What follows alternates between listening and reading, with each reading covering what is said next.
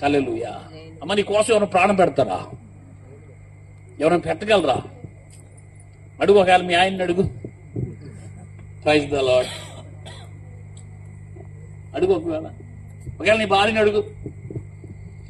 నువ్వు కన్నవే 9-10 నెలలు మోసి నీ పిల్లల్ని అడుగు, అరే నా కోసం ప్రాణం పెడతావా అని అడుగు. ప్రాణం పెడతావు కదా, నేను అప్పులు చేశాను, అప్పులు తీరుతా ఉన్నావు అని అడుగు. అసలు దేవుడు అంటాడు, స్తోత్రం చేస్తాడు. హల్లెలూయా. కానీ దేవుడైతే మన కొరకు ఏం చేసి చెప్పండి అంటే, ఆయన తన ప్రాణమును పెట్టాడు. ఏం పెట్టాడు చెప్పండి? తన ప్రాణమును పెట్టాడు. ఏమండి, సిలువలో 3 మేకులు పీక్కోలే కాదు. Praise the lord. ఆయన కానీ పీక్కుంటే నీవు వెళ్ళే నరకానికే. నేను బిడ్డరా, యేసు ప్రభు మరణించి 3వ రోజున తిరిగి లేచాడు. యేసు ప్రభు ఈ భూమి మీద కన్యక గర్భాన జన్మించాడు. యేసు ప్రభు వారు ఆ మరియమ్మ గర్భవతి అయింది. ఒక స్త్రీ పురుషుడు కలయిక దొరక కాదు, కానీ పరిశుద్ధాత్మ వలన ఆమె గర్భవతి. ఇవన్నీ ప్రవచనాలు. నా చదివే కన్యక గర్భవతి అగును, ఆమె ఒక కుమారుని కనును, ఆయనకు ఇమానుయేలు అంటే అర్థం ఏంటి? దేవుడు మనకు తోడై ఉన్నాడు. స్తోత్రం చెప్పాలా? హల్లెలూయా. ఇదేం బిడ్డరా, నేను చెప్తున్నాను వినండి. యేసు ప్రభు అనుకుంటే ఈ భూమి మీద, ఈ భూప్రపంచంలోనే అతి పెద్ద కోటేశ్వర ఇంట్లో పుట్టగలడు. నేను అనుకుంటాను, స్తోత్రంగా అనుకుంటే ఎక్కడ పుట్టగలడు? భూప్రపంచం మీద అతి పెద్ద కోటేశ్వర ఇంట్లో పుట్టగలడు. కానీ యేసు ప్రభు భూమి మీద అతి దరిద్రుడి ఇంట్లో పుట్టాడు. స్తోత్రం కలిగిన గాని ఆయన పేరే యేసేపు ఇంట్లో, యేసేపు వంశములో. Praise the Lord. గట్టిగా చెప్పాలా? ఎందుకు పుట్టాడు తెలుసా? ఒకవేళ ఆయన ధనవంతుడిగా పుడితే మన దరిద్రం మన నుంచి, మన దరిద్రం ఎవరు మొయ్యాలి? మన దరిద్రం ఎవరు మొయ్యాలంటే ఆయన మొయ్యాలి. ఆయన మొయ్యాలి కాబట్టి ఆయన అలా పుట్టాడు. అర్థమైందా? ఆయన మన దరిద్రం మొయ్యాలి కాబట్టి ఆయన అలా పుట్టాడు. ఆయన దరిద్రాన్ని మోసి మనల్ని ఏం చేశాడంటే ధనవంతులుగా చేశాడు. స్తుతి కలుగును గాక.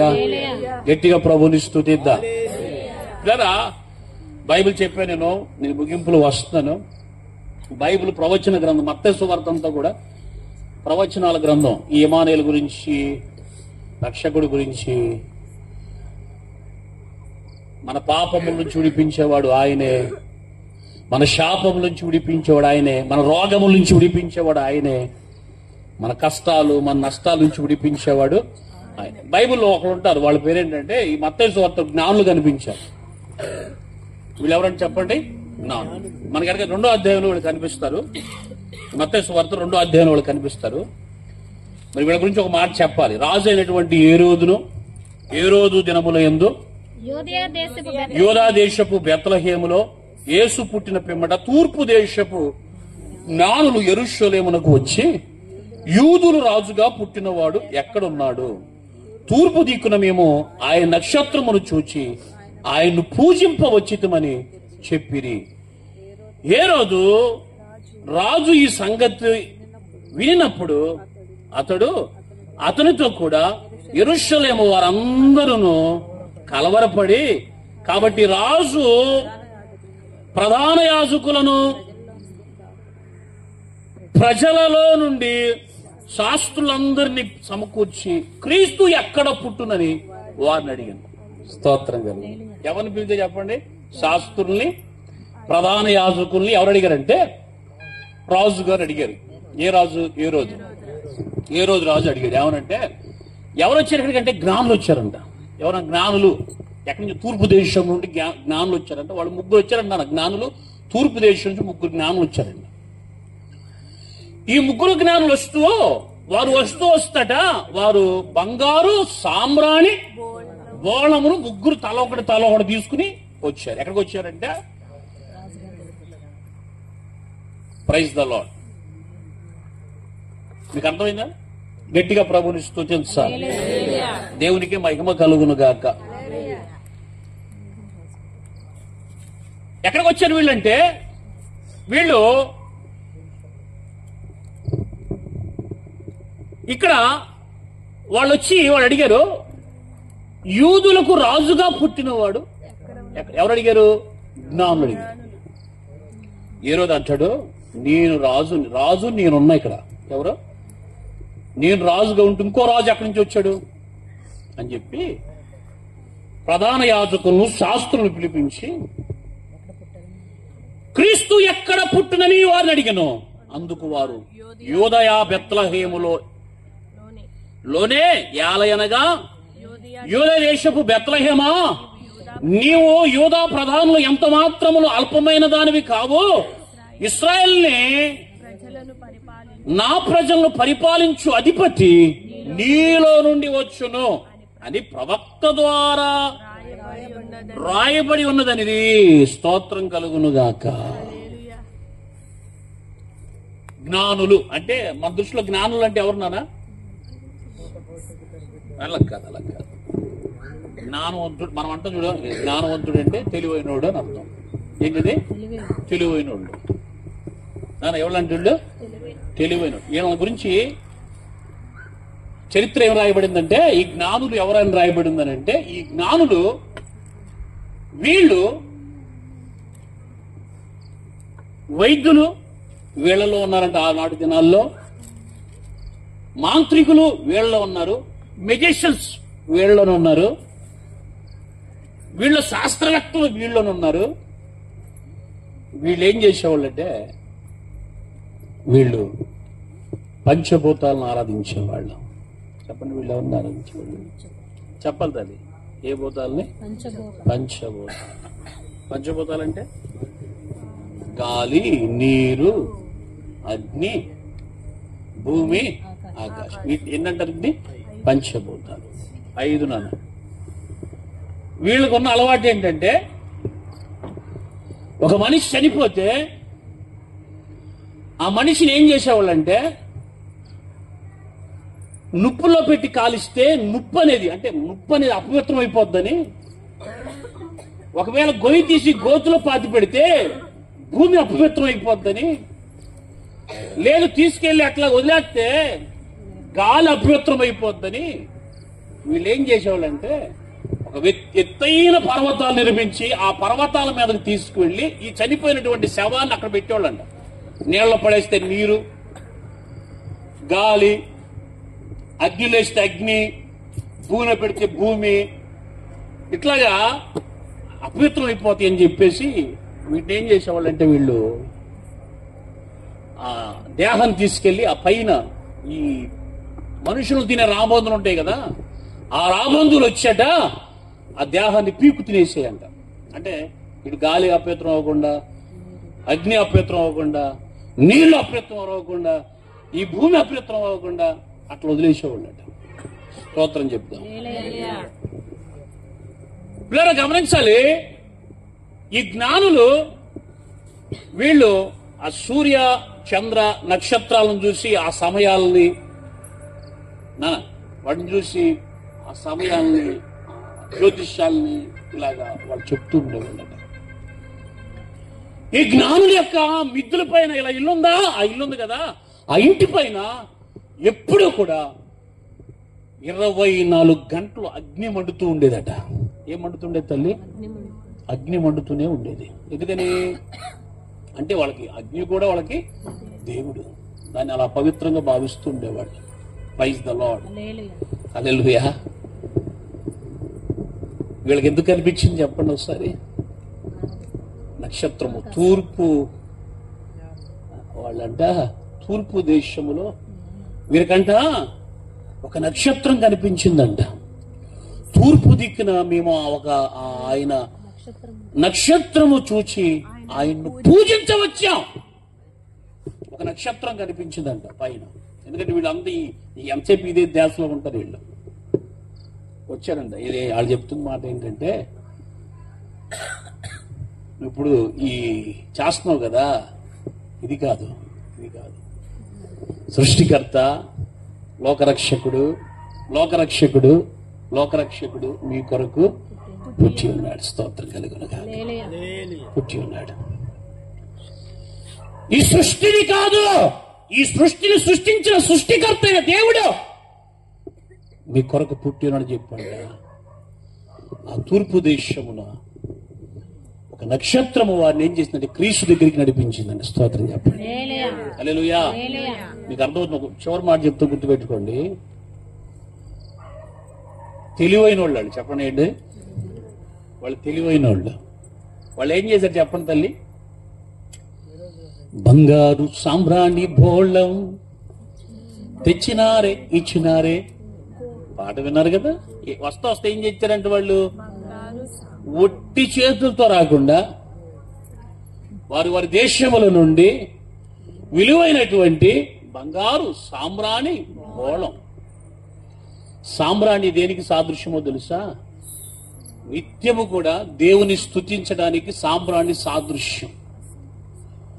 ధర్మశాస్త్రములో దేవుని సన్నిధిలో ప్రధాన యాజకుడు పొద్దున సాయంత్రం ఏం చేసాడు తెలుసా? దేవునికి ధూపము వేసేవాడు. స్తోత్రం దేని చేసాడు? సాంబ్రాణితో వేసేవాడు. స్తోత్రం కలుగునుగా. హల్లెలూయా.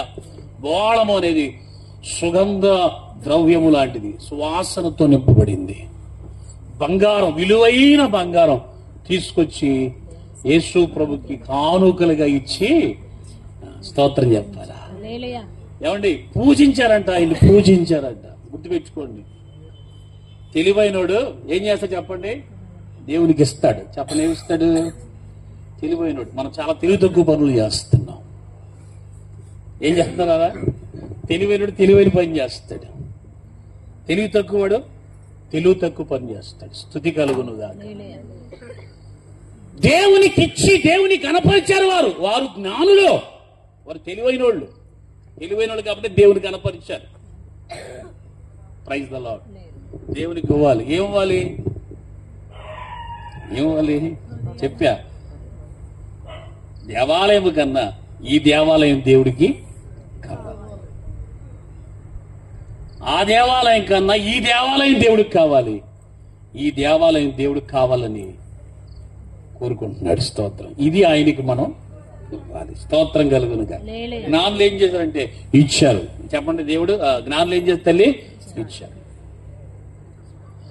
వాళ్ళ సమయాన్ని ఇచ్చారు. ఏమిచ్చారన్నా? తూర్పు దేశం నుండి బయలుదేరి వీళ్ళు ఎక్కడికి వచ్చారు? వీళ్ళు ఏ రోజు రాజు దగ్గరికి వచ్చారు. స్తోత్రం చెప్పాలా? తూర్పు దేశం నుండి బయలుదేరి వచ్చారు. మీరేమిచ్చారు? సమయాన్ని ఇచ్చారు. చెప్పండి, ఏమిచ్చారు నాన్న? సమయాన్ని ఇచ్చారు. సమయాన్ని ఇచ్చారు. బంగారు సాంబ్రాణి ఓళములు ఇచ్చి ఏం చేసి చెప్పండి? ఆయన్ని పూజించారంట. స్తోత్రం చెప్పాలి. ఏం చేసి తల్లి? పూజించారు. మరి నువ్వేమి ఇస్తున్నావు దేవుడికి? సంవత్సరాలు గడిచిపోతున్నాయి.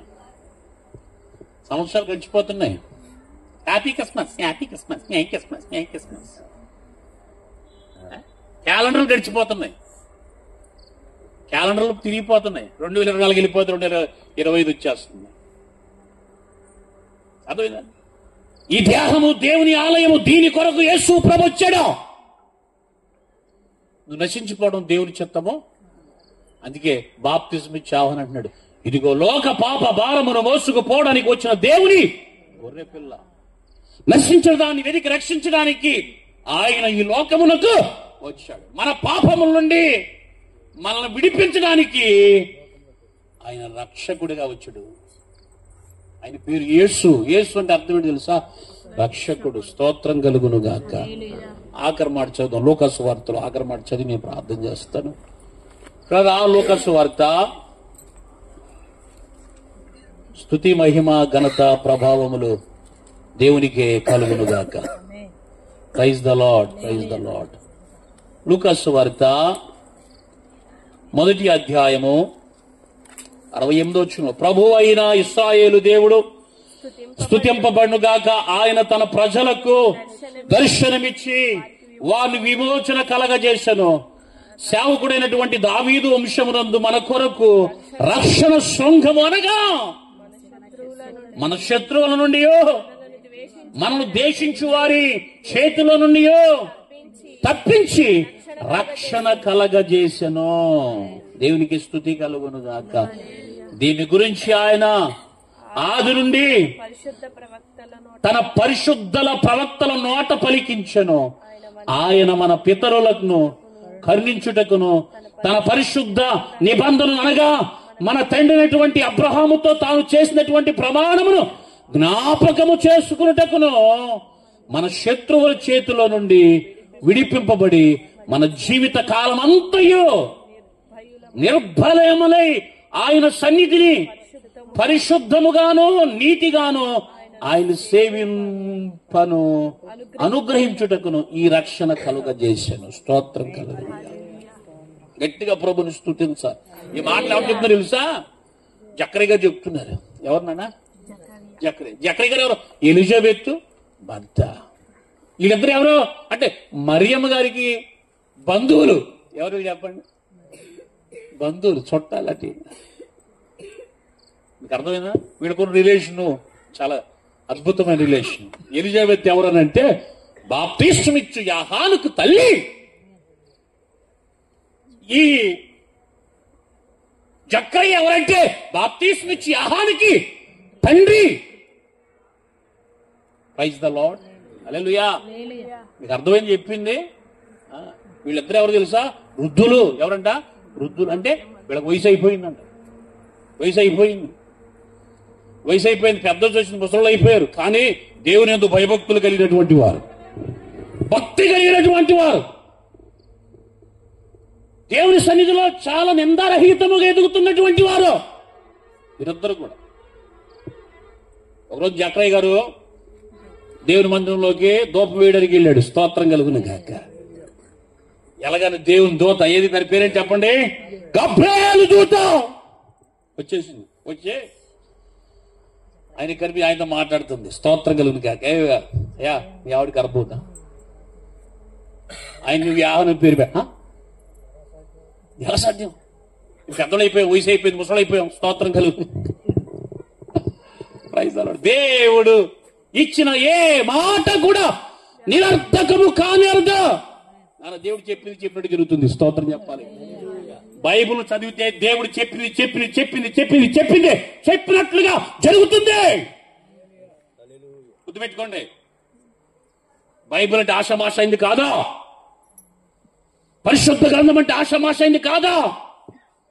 దేవుని లేఖనము ఆషామాష అయింది కాదా? చరిత్ర చెప్పేసింది తెలుసా? క్రీస్తుకు పూర్వము, క్రీస్తు శకము. స్తోత్రం. మీరు బుక్స్ చదివారు? ఎవరన్నా బుక్స్ ఎంతమంది చదివారు? రిజిస్ట్రేషన్కి వెళ్తారా? ఇప్పుడు రిజిస్ట్రేషన్కి వెళ్ళారా? పొలాలు కానీ ఇల్లు కానీ రిజిస్ట్రేషన్కి వెళ్తే అక్కడ దాంట్లో ఏమంటే తెలుసా? క్రీస్తుకు పూర్వం, క్రీస్తు శకము. పుస్తకాల్లో LKG, UKG, first class, second class, third class, క్రీస్తు శకము, క్రీస్తుకు పూర్వం అంటే అర్థం ఏంటి? క్రీస్తు భూమి మీద పుట్టక మునుపు, క్రీస్తు పుట్టిన తర్వాత. క్రీస్తుకు పూర్వం అంటే యేసు ప్రభు భూమి మీద పుట్టక మునుపు, క్రీస్తు శకం అంటే యేసు ప్రభు భూమి మీద పుట్టిన తర్వాత. స్తోత్రం కలుగును గాక. చరిత్ర చెప్పేసింది యేసు ప్రభు ఈ భూమి మీద 2024 సంవత్సరాల క్రితం ఆయన లోకానికి రక్షకుడిగా వచ్చాడు. నువ్వు పాపంతో పోతే ఖచ్చితంగా నువ్వు నరకానికి పోతావు. ఇందులో సందేహం ఏమి లేవు. స్తోత్రం చెప్పాలి. హల్లెలూయా. Praise the Lord. అమ్మా, నువ్వు పాపంతో పోతే ఎక్కడ పోతావు? ఇందులో సందేహం ఏమీ లేదు. అక్కడ అగ్ని ఆరదట, పురుగు చావదట. దేవుడి సంకల్పం అది కాదు. దేవుడి సంకల్పం అది కాదు. నశించబడం దేవుడి సంకల్పం కాదు. నువ్వు రక్షించబడాలి. ఎందుకో తెలుసా?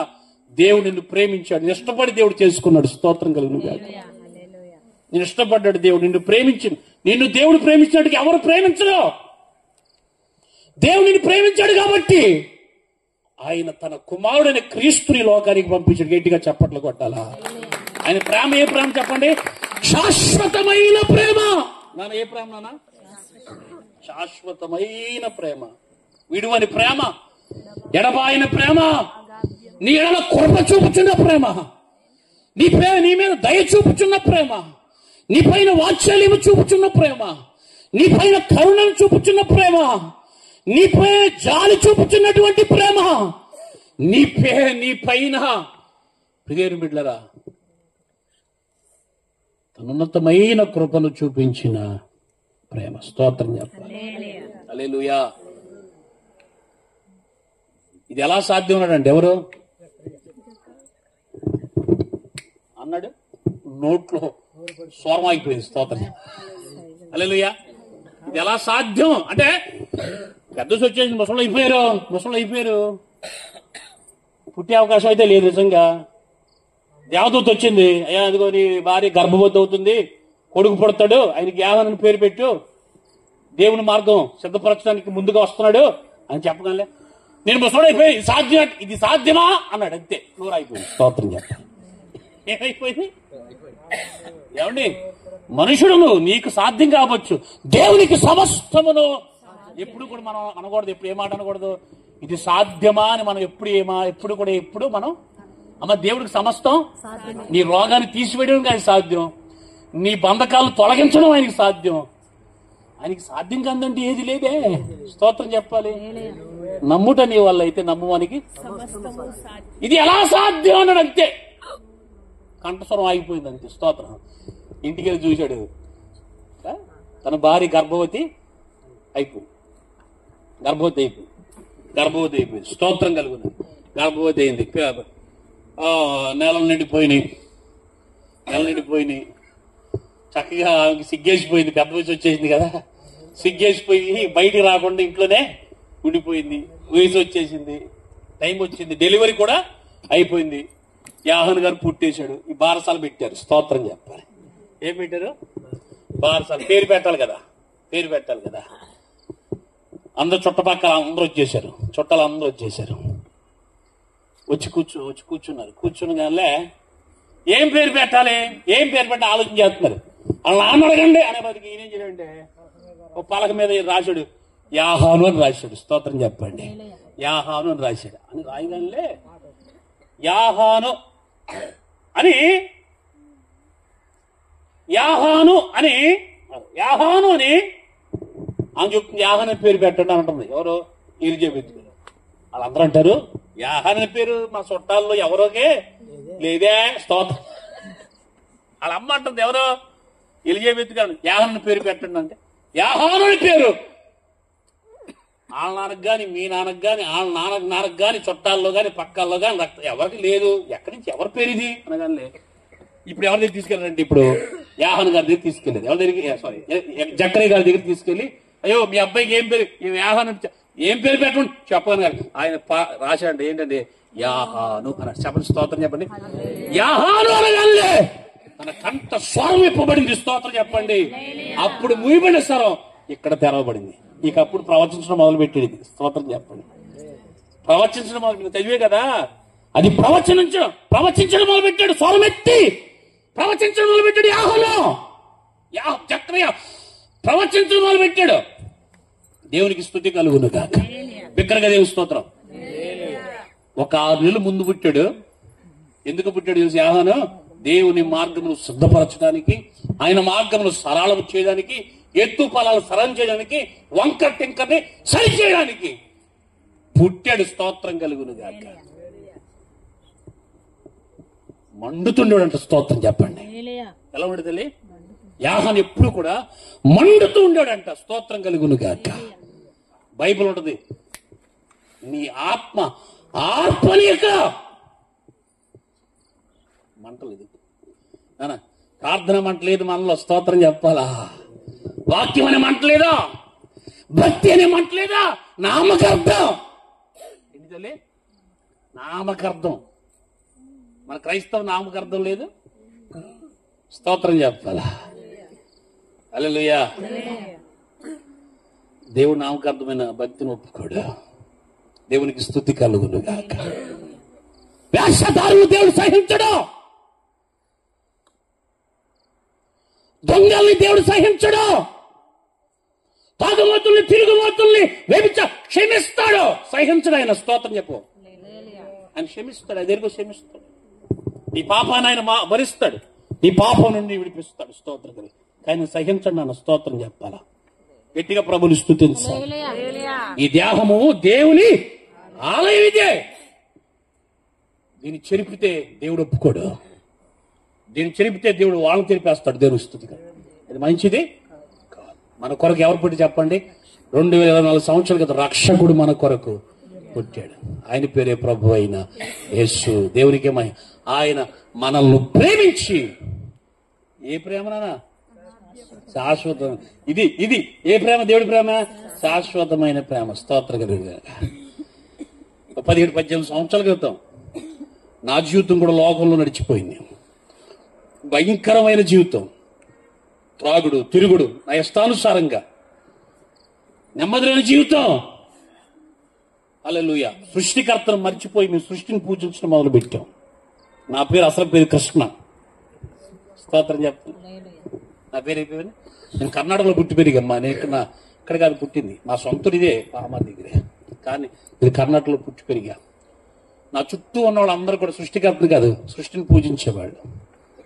వాళ్ళ మధ్యలో పెరిగా. తినుమో త్రాగుమో సుఖించుమో. దేవుడు భయం లేకుండా జీవించాను. నెమ్మది లేదు. చనిపోయే పరిస్థితిలో దేవుడు తను పిలిచాడు. స్తుతి కలుగును గాక. నన్ను బ్రతికించాడు. షార్ట్ కట్ చెప్తున్నాను. చచ్చిపోయే పరిస్థితిలో దేవుడు నన్ను పిలిచి నన్ను బ్రతికించి ఈరోజు తన సాక్షిగా దేవుడు నన్ను నిలబెట్టుకున్నాడు. స్తోత్రం కలుగును గాక. ఆయన నమ్ముకున్నాను, నేను నమ్ముకున్నా. ఈ రోజు క్రైస్తవులు చాలా మంది నమ్ముకున్నా అంటున్నారు కానీ అమ్ముకుంటున్నారు యేసయ్యని. నమ్ముకున్నా యేసు క్రీస్తుని నా సొంత రక్షకుడు అంగీకరించి ప్రభువుని నమ్ముకున్నాను. దేవుడు నా పరిస్థితులన్నీ దేవుడు మార్చేశాడు. 17 సంవత్సరాల క్రితం పోవలసిన వాడిని ఈరోజు సజ్జుడి గారు బ్రతుకుని స్తోత్రం చెప్పాలి. హల్లెలూయా. యేసు క్రీస్తు నమ్ముకోపోతే, ఆయన స్వరం విని ఆయన నమ్ముకోపోతే, ఆయన్ని సొంత నేను అంగీకరించకపోతే ఈ పాటికి నేను మన్నైన దేహం అయిపోయింది, మట్లోకి వెళ్ళిపోయేది. నా రూపురేఖలు కూడా అసలు ఉండేవి కాదు. యేసయ్య తన మహాకృపతో ప్రభు ప్రేమించి నన్ను రక్షించారు. ప్రేమల రోజున కొన్ని వందల వేల ఆత్మలకు కాపరిగా దేవుడు నిలబెట్టుకుని ఆయా ప్రాంతాల్లో దేవుడు తన సాక్షిగా దేవుడు నిలబెట్టుకుంటున్నాడు. స్తుతి కలుగును. సింపుల్ గా షార్ట్ కట్ లో చెప్పాను. మా అమ్మ మా నాన్న గాని వాళ్ళ తరపున గాని ఎవరు కూడా పాస్టర్లో ఎవరు లేరు. Praise the lord. ఎవరు లేరు. దేవుడు నన్ను ప్రేమించి తన సేవకు దేవుడు నన్ను పిలిచాడు. స్తుతి కలుగును గాక. నేను తాగి తిరిగిన దినాలు కూడా నాకు నెమ్మది లేదు, నా కుటుంబస్తులకు నెమ్మది లేదు, నా రక్త సంబంధికులకు నాకు నెమ్మది లేదు, నా తల్లిదండ్రులకు నెమ్మది లేదు. కానీ ఎప్పుడైతే ప్రభు నన్ను దర్శించాడో, ఎప్పుడు యేసు ప్రభు నిజమైన దేవుడు అని తెలుసుకున్నానో, ఆయన నిజమైన దేవుడు అని తెలుసుకున్నాను, ఆయన రక్షకుడు తెలుసుకున్నాను, ఆయన విమోచకుడు తెలుసుకున్నాను, ఆయన నిజమైన దేవుడు తెలుసుకున్నాను. ఈ సృష్టి అనేది కాదు, కానీ ఆ సృష్టి కలగజేసినటువంటి దేవుని వెంబడించడం మొదలుపెట్టాను.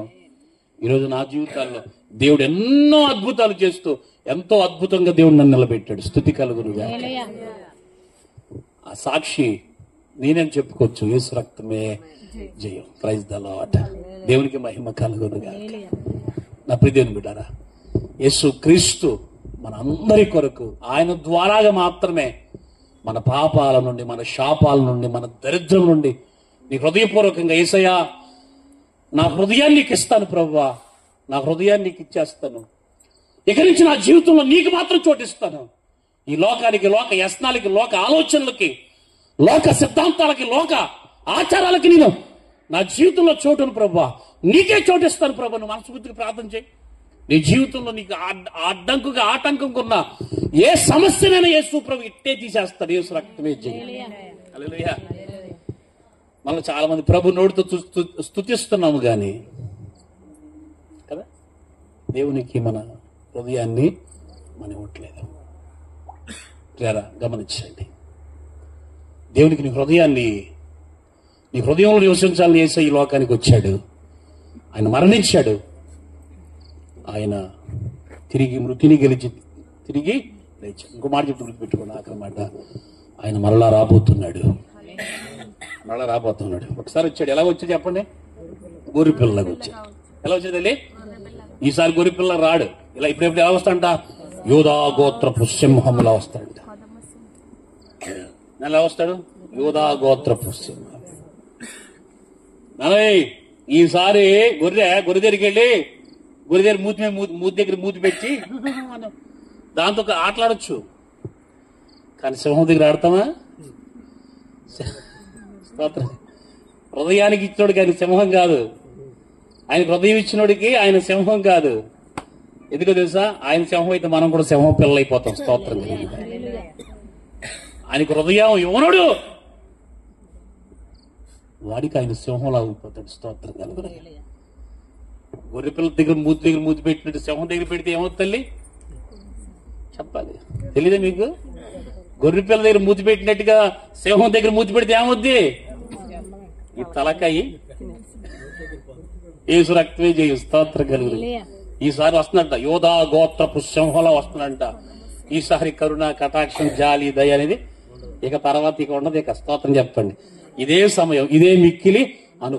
నీ హృదయాన్ని దేవుడికి ఇవ్వు. నీ హృదయాన్ని దేవుడికి ఇవ్వు.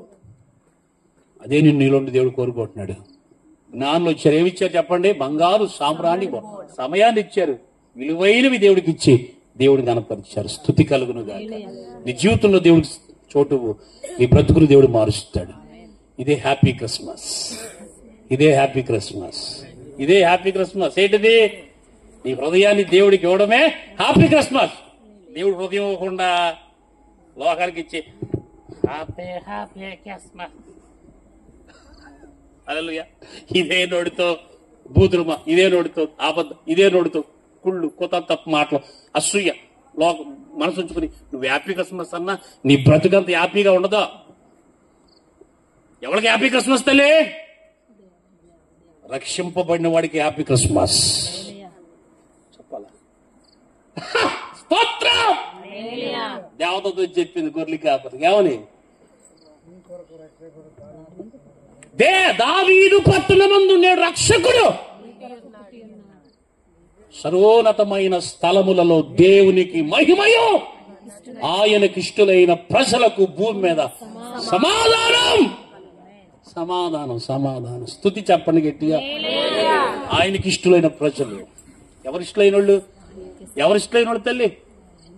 మీకు ఎవరిష్టం? మాటినోడా? చెప్పాలి. ఎవరు మీకు ఇష్టం? మరి దేవుడు మాటింటే నువ్వు దేవుడికి ఇష్టమైనడివి. దేవుడు మాటినకపోతే ప్రైజ్ ద లార్డ్. ఇష్టలైన ప్రజలకు భూమి మీద ఏముంటుందా? సమాధానం. ఒకవేళ నీ జీవితం నెమ్మది లేదనుకో, సమాధానం. దేవుడికి నువ్వు ఇష్టంగా బ్రతకట్లేదు. నీ జీవితం నెమ్మది ఉందనుకో, ఖచ్చితంగా దేవుడికి నువ్వు ఇష్టడు. స్తుతి కలుగునుగా. హల్లెలూయా. గట్టిగా ప్రభుని స్తుతించాలి. దేవుడు తన కృప కలిగిన మాటలు మన వినికిడిలో దీవించి నూరంతలుగా ప్రభు ఫలింప చేయునుగాక. సంతోషంగా స్తుతులు చెప్పాలి ఒకసారి.